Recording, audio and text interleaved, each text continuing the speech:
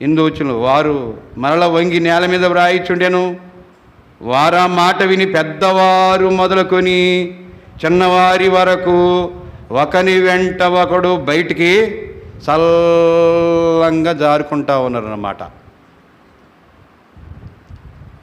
ఇదిగోరా నీ పరిస్థితి చూసుకో, పలాని డేట్తో, పలాని సమయంతో, పలాని దినంతో వాడు పెట్టేశాడు.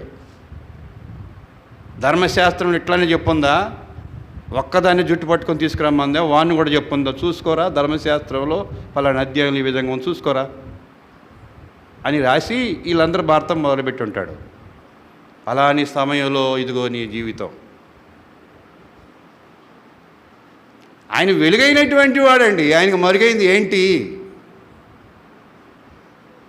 మన ఊహలో మనం ఏం తలస్తామో అనేది ఆయన చెప్పేస్తాడని ఉంది కదా. మీలో ఎవనిలో పాపం లేదో కదా, నీతిమంతుగా ఉన్నవాడు వాడు మొదటగా రాయి వేయండి. అంతమందిలో